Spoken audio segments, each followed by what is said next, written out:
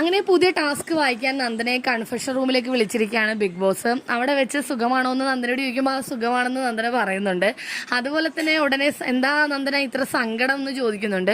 അത് കേൾക്കുമ്പോൾ നന്ദനയുടെ ഉള്ള സങ്കടം ഒന്നുകൂടി കൂടുകയാണ്. ജസ്റ്റ് ഒന്ന് കരയാനൊക്കെ പോവാണ്. അപ്പോൾ നന്ദന ഇങ്ങനെയാണ് പറയുന്നത്, ഞാൻ ഒരുപാട് എഫേർട്ട് ഇപ്പോൾ ഇടുന്നുണ്ട് ബിഗ് ബോസ്, പക്ഷേ അതെല്ലാം വേറൊരു കാര്യം കൊണ്ട് ഒന്നും അല്ലാണ്ടായി പോകുമ്പോൾ ഒരു സങ്കടം തോന്നുന്നു എന്നൊക്കെ അവിടെ ഇവിടെയും തൊടിക്കാതെ എന്തൊക്കെയോ പറയുന്നുണ്ട്.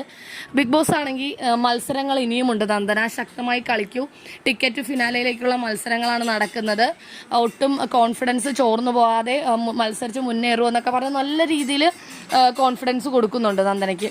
അത് കേൾക്കുമ്പോൾ നന്ദന പെട്ടെന്ന് തന്നെ ആ ഭാവമൊക്കെ മാറി ഭയങ്കരമായിട്ട് കോൺഫിഡൻ്റ് ആയ രീതി നമുക്ക് കാണാം. ഇപ്പോൾ ലൈവിൽ ടാസ്ക് നടന്നുകൊണ്ടിരിക്കുകയാണ്. 2 പേരേ ഉള്ളൂ. ഇത്രയും പേരിൽ 2 പേര് മാത്രമേ ഇത്ര നേരമായിട്ട് ടാസ്ക് ചെയ്യാൻ തുടങ്ങിയിട്ടുള്ളൂ. നല്ല ലാഗാണ് ടാസ്ക്. ഒരു മുക്കാൽ മണിക്കൂർ 1 മണിക്കൂറൊക്കെയാണ് ഒരാൾ എടുക്കുന്നത്. ബാക്കി ഇനി 8 പേരും കൂടി ഉണ്ട്.